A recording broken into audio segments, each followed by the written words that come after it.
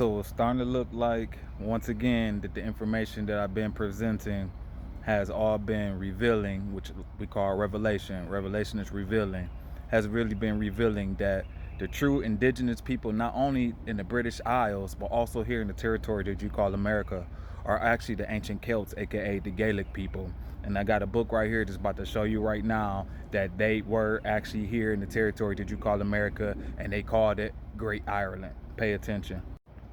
So here's the book we're going to be utilizing. It's called The Ruins of Great Ireland in New England. Now, for those of you who know where New England is the territory that we call the eastern seaboard of the United States, specifically the northeastern seaboard, the territory where we call Massachusetts, Vermont, Connecticut, etc. That's considered the New England area. And it says, with photographs, illustrations, maps, and drawings by William B. Goodwin, engineering and photography by Malcolm D. Pearson. All right. And this is just the beginning of the introduction. It says, it is no easy matter to properly explain our interpretation of what all these ruined sites must mean, particularly from an historical point of view. In the first place, no one has ever given these relics of a long distant past any really serious consideration or study. No one qualified to do so has honestly tried to pass on their origin, because no one man ever contacted more than one site until Messrs. Cheney and Pearson first opened up the subject less than 18 years ago with the examples of Upton and North Salem as a beginning. Pay attention to this next paragraph. There is nothing like this sort of stone construction anywhere outside of New England in all the United States, nor any housing of such a primitive nature. We have tried to explain that these sites are not the work of a Scandinavian people. That is, that they were not erected by the early Greenland Northmen, those Vikings. They have in type nothing to do with the Nordic race in any shape or form. They represent a Celtic style of crude architecture found in Europe and parts of the British Isles, and are the work of the discoverers and first settlers in Iceland, Greenland, and Labrador, sometime before the Scandinavian race began to settle definitely in the same last three named countries. The next paragraph, it says, in support of our contention that these Celts, finally fleeing before the Northmen as the latter spread out, were Irish, we give all the known historical references. Beyond that, we cannot go and will not even surmise. If we are correct in our opinion that these stone ruins compose all that is left of what has been termed Great Ireland, alias White Man's Land, we humbly think our labor is not lost, but on the contrary, it has materially added to the early history of America. Pay attention to the next page because it's going to get real good.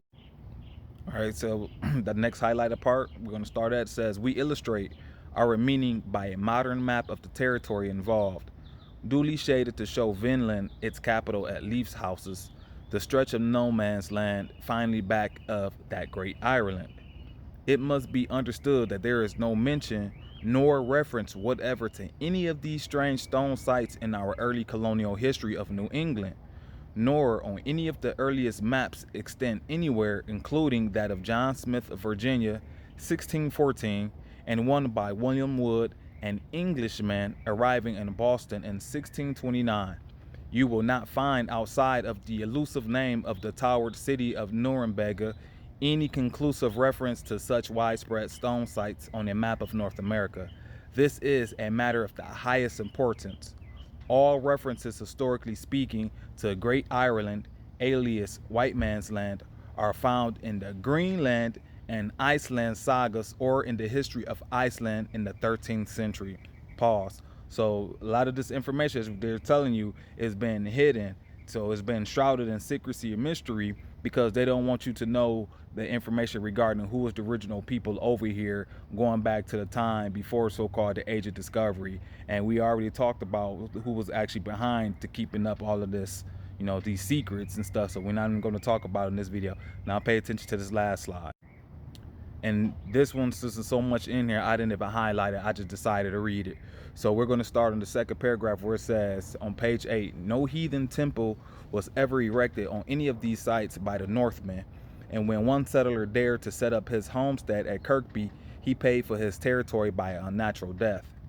These Irish firstcomers sailed away to either Scopen Island or Greenland to reappear perhaps in Great Ireland in America 130 years later, so the Norse sagas infer, it is quite probable that their first stop was Iceland. It gets good because now we get to see who these folks were. The little old dark people of Ireland, conquered but not exterminated by the Milesians about 350 BC, must have lived their lives the hard way, being inured to every sort of exposure due to a primitive form of existence. They seem to have formed the highest of the four lower orders in the early body politic after the conquest. That is, they came directly after the local officials of the ruling Goidel Celts. Some were indeed freemen, others were in the servile class expected to serve their masters.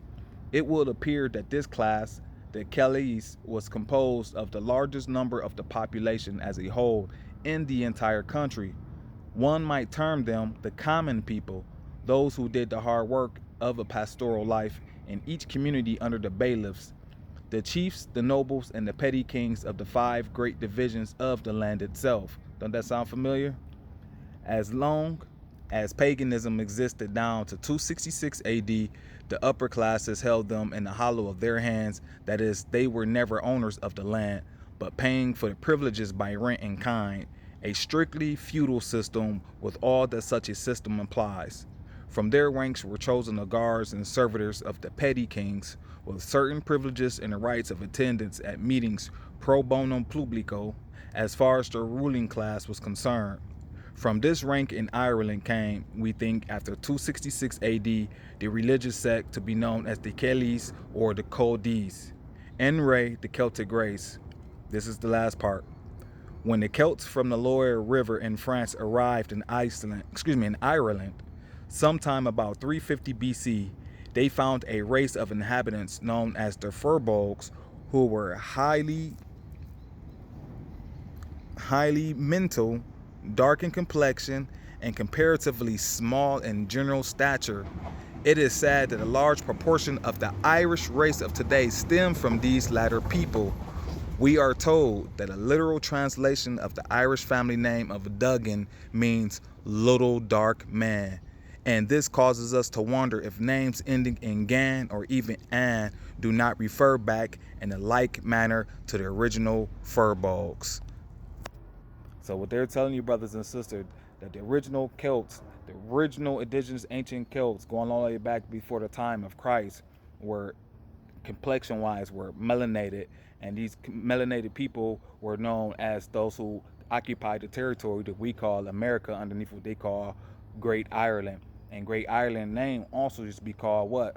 White man's land. And it was called white man's land because of that habit, aka the attire, the dress that the original Celts wore at that time, which we know was tied back to the Druid priesthood, and they wore all white garments that had fringes on them. So when you hear or you think about them talk about anything in regards to the term white during this time, it was really speaking regarding their habit, aka their clothes, their attire, what they wore. So as you see right here, Great Ireland is America, brothers and sisters. So that means original indigenous people here in North America, whether we know it or not, actually are the ancient Irish, aka the Iberian Celts. For those of you who have the so-called Gaelic surnames, who have the same complexion, you are those people whose ancestors were here prior to so-called transportation coming from out of the British Isles.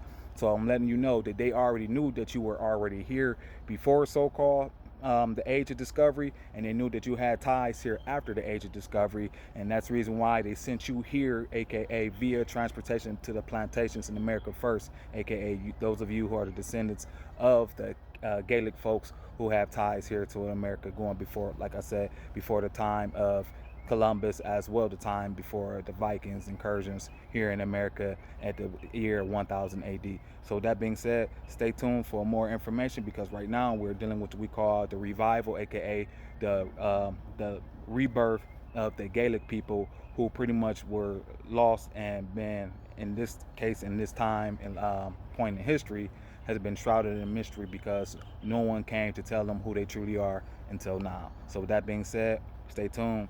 Peace.